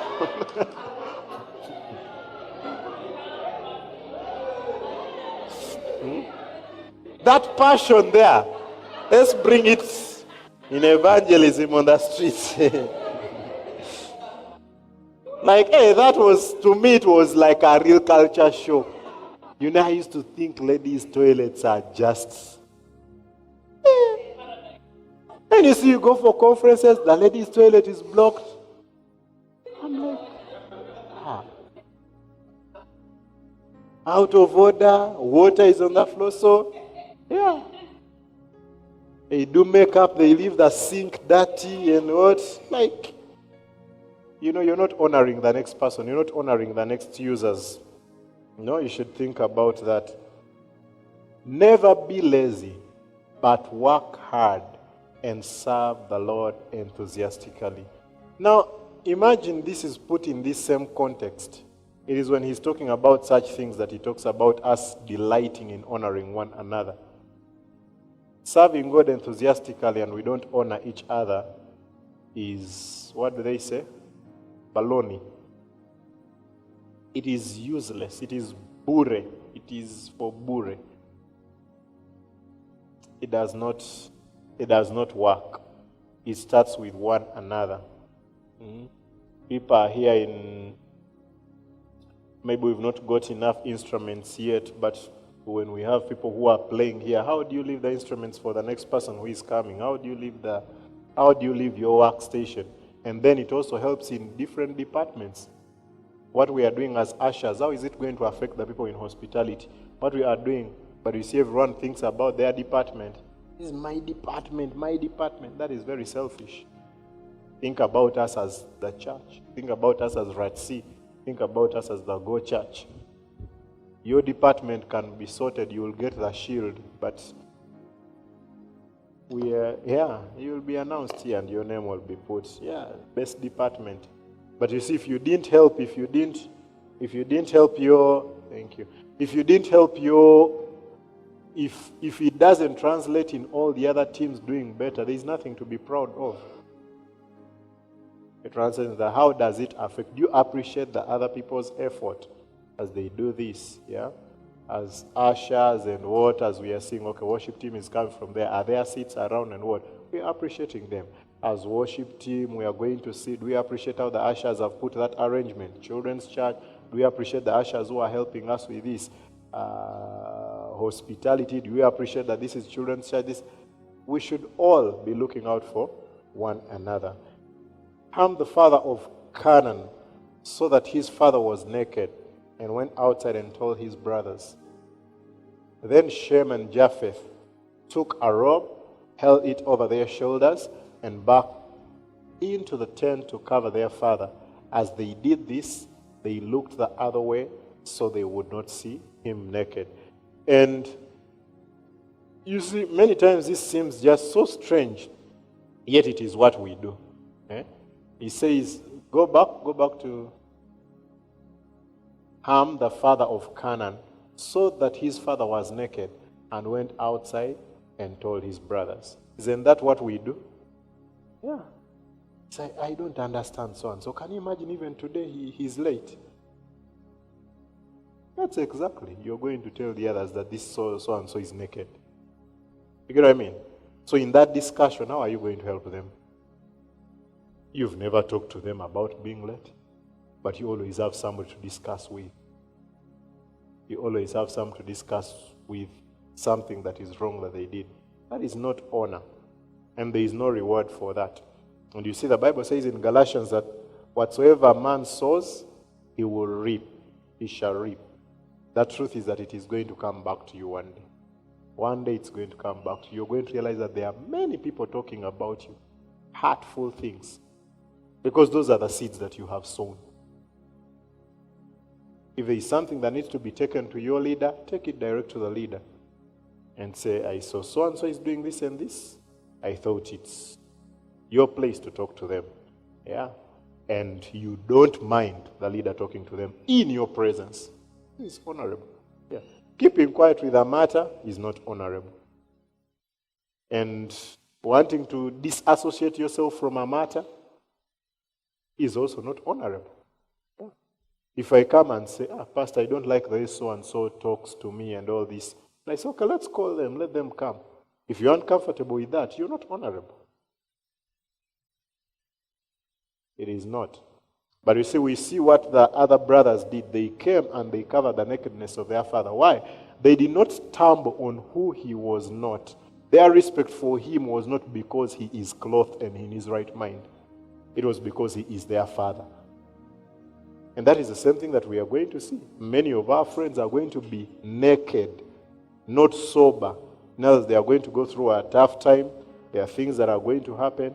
And all of us have had moments of weakness, moments of failure, moments that are not good. And we didn't feel good when we had some other person going and blabbing about it somewhere else. Like, we didn't feel good. And the Bible tells us to do unto others as we would, to be done to us. So in this, if we honor people, we always desire to protect them. We always desire to be the ones showing. Imagine like when you have like siblings you love. Like I really love my siblings from way back. And on top of that, I'm phlegmatic. So it would take for me work to genuinely agree with somebody that my siblings have a weakness. You get what I mean? Because I never feel like I should discuss their weakness with anyone. I always feel like I should portray them as the best people on earth. Like that's... Now he's saying that if we have brotherly affection among each other, don't you think that that is what it should be?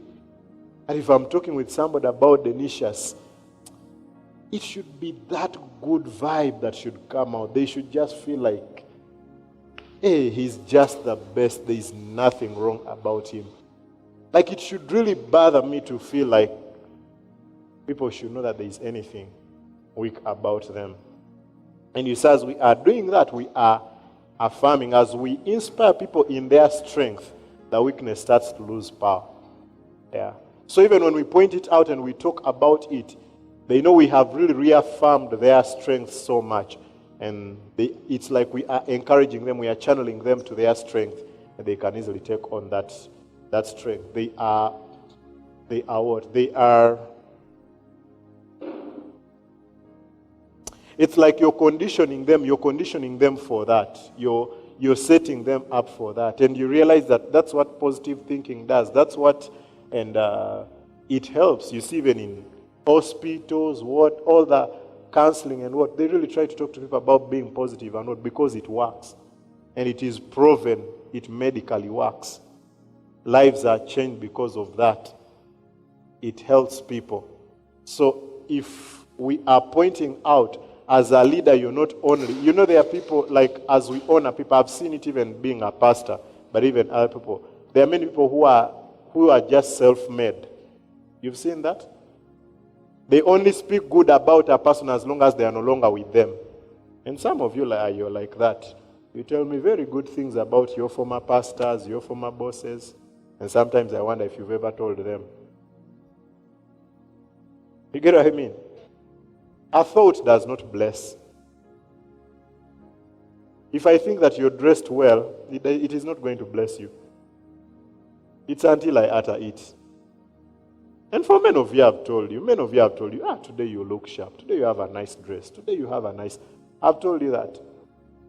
Because it's true, and I also want to be very intentional about it. I want to think about it, to be intentional about it.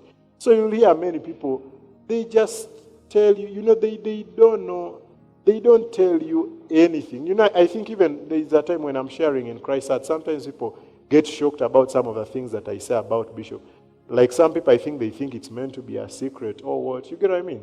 But when I tell people the things that Bishop has done for me, but it's true. Like, why should I say them on his burial? You get what I mean? Remember, like the first time I'm telling them, Bishop is the one who ever first bought for me an air ticket for ministry. You get what I mean? It is Bishop who first ever bought for me an air ticket for ministry. It is Bishop who, like just many things, and I'm like, Bishop has done these things. Bishop has done these things. What does that do? It helps me to honor him also. I remember the things because you see, your mind can get crowded. Bishop can speak something that I'm not happy with. And which man of God is he? But you see, there are many things that I keep talking about. He's the one who taught me this. He's the one who said this. He's the one. I get complex matters here. I take to him. I go to him because I honor him. I tell him, now, Bishop, we have this person here in Ratsi. This is what they are doing. How should I handle them? And he tells me. And I go back to him and I tell him, wow, it worked. It did this. So many times if you don't do that for one another, you don't do it for your leader, you don't really honor them. It's a matter of time that this honor is going to come out. You get what I mean? As in all this time you've been seated, you've been serving in ushering or hospitality, you've never learned anything. You can go back to Sally or to Aaron and say, wow, I've learned this. I never knew how to dress like this. Nowadays, I feel people tell me I look nice. It's because you've been strict on how we should have uniform. You get what I mean? Like there's something just good to say. I like it that you called me. I like it that you did this. You hear even in testimonies, people don't, unless it is something very confidential, but even in testimonies, people leave out good reports about people. We easily say, but you say, oh, somebody gave me fair. If that somebody is there, say it. You get what I mean? You bless them by saying that. You bless them by saying that, and you also pile calls on some people who hate them. Like, wow. You mean they can do that? There is a time after Daisy died, T.L. Osborne went to London, to England. He was really recovering from that. Then, that Christmas, he was alone in his house. Schambach heard of it. Schambach was so sad, R.W. Schambach. So the next Christmas, he invited T.L. Osborne. T.L. Osborne was like, no, I want to be like, no. You're not going to preach. Just come, just show up. And they just organized for him, and T.L. Osborne came. And they put a seat for him. And they all came and just started speaking the things. R.W. Schambach, him getting into healing ministry, it was T.L. Osborne. That time T.L. Osborne was in his 20s. R.W. Schambach had a friend who was a boxer, and I think he had been punched, and his eye had burst, like the eye was the eyeball, literally. He didn't have an eyeball. T.L. Osborne called him out, laid hands on him, and a new eye was created. And that is what caused Schambach to join healing meeting. This is something like 40 years later. T.L. Osborne doesn't even know about that. He doesn't know about that Schambach was there. He doesn't know this guy was a friend to Schambach. So Schambach starts telling T.L. Osborne the story. I wouldn't be in healing ministry, but I saw you. You came, I was still a student, and you prayed for a friend. I knew my friend, and I knew how he had lost that eye. And it was story after story after story. That is good news. It makes our heart merry. It makes that person live good. And you see, as we honor our parents, that you want your parents to live longer, tell them those good stories. Remind them when they sacrificed when you were in high school. Remind them the things they did for you. Remind when your dad didn't have shoes, but he bought for you the best shoes. Remind them of that. It's the same thing about each other. Talk about each other. Remind, I think I try to do that. I think naturally I compliment people. I don't know if I do it well enough until sometimes I start stopping. But I normally can't keep something that is good. But you see, many times you've heard me talk about Mary Kelly. Many times you've heard me talk about Ellie. You've heard me just talk about different people. The good things that they do. I want them to remember. I know sometimes this person may go through a hard time. But they will remember that the good that I do was seen by people also, not just by God. That there are people who saw that. You get what I mean? So, do that. That is covering. That is what these people did. They came and covered Noah. So when you talk about these good things over and over, you're not just seeing when to talk about the weakness of these people. A weakness will always come and like, that person, we could not agree on this and this and this and this. And that's the time you can talk about them. What of all these good things that they've been doing? What of that nice hairstyle that they came with? What of that nice perfume they wore? What of those, the great things that they do? There are many things that they do. I was just talking about it the other day. I was talking about Fiona in the Bible challenge. I'm like, you see a comment of Fiona doing that every day. And it is a good thing and a very noble thing. And you see, nobody may ever say that. Nobody may ever talk about that. Do that. Talk about your leaders. Talk about them. Take those selfies with them and post. The good thing is that ourselves we can accommodate two people. Yeah. So this is my department leader, he's very good. This is my friend, he's very good. I like this guy did something. He told me something so honorable today. He did. You know, people even fear to identify with their pastors. I told you there are people who would fear to introduce me as their pastor even out there. If you can't honor somebody like that. You can't honor somebody you don't think that about. But voice it. Tell them. Tell those people. Let's speak to each other. If we're going to create that culture, let's speak to each other. Let's smile to each other. Let's smile to each other. Don't just be jealous. When I say, hey, have you seen how so-and-so dresses? You're like, but those colors were not right. No, that is jealous. Weave. It's called what? Weave. Yeah, that is weave. See, that's where the word weave comes from. It's not. I know that weave is because now you are not happy with somebody who has such hair, so you bought yours. So, okay. So maybe hey, it is not that. But let's practice that. Today, all these people you're with, whether at the lunch break, you say something good about somebody. Compliment somebody about something. Especially those you have never. There are those we always talk to. Oh, girl, your makeup. Oh, There are the ones you always talk to about their makeup. Talk to another who has something else, not just the makeup. You get what I mean? Because you're stumbling on who they are not. They may not be a makeup person, but there's something good about them. So go talk about that good thing about that person. Let it be a regular, let it be my wife was telling me this, and it was a good challenge when we went to that lunch with Pastor Jimmy Masharia. You see, and how they introduce, everyone is talking about ladies as being beautiful. You're so beautiful, you're so beautiful. And I'm like, yeah, that's a good culture that should really come back. I remember I hesitated from that. I used to do that. I think in Uganda they said darling, darling, darling, darling. Is it darling or dear? Dear, dear, dear, darling. Dear, yeah? It's dear, yeah. Dear, dear, my dear, Guy, girl, there's a lot of dear. But, so you see, when I came, the ministry beginning, being a single, I was a single guy. So I had to refrain from that for those reasons. You get what I mean?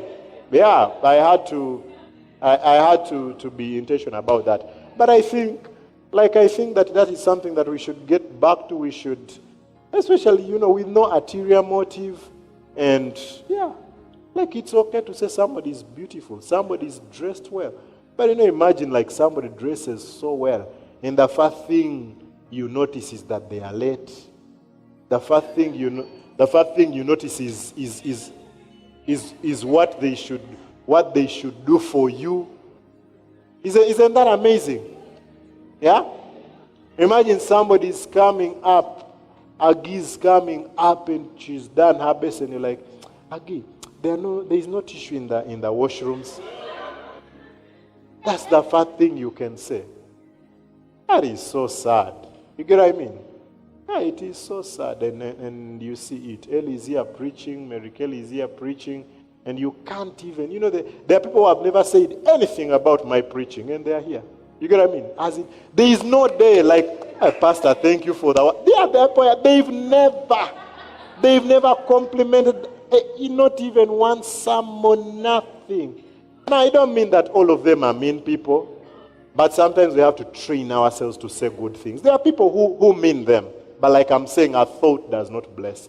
You get what I mean? Yeah, the intention may be there. At times you even see it, but let's teach ourselves to speak them. And I grew up in a family where we don't speak certain things, especially affectionate things. We don't really speak about them, even if we mean them in our heart. Now, it's important to grow to speak them. You see, your parents love you, but some of you grew up with parents who have never said it, but you don't doubt their love for you. Now, we can be a different generation.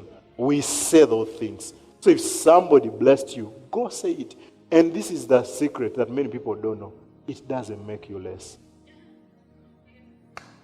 Many people think that complimenting somebody makes them less. Why should I talk about their dressing when no one has talked about mine? They're here, pastor's given them to preach. Now they think they are something, they are proud. I want to keep them humble.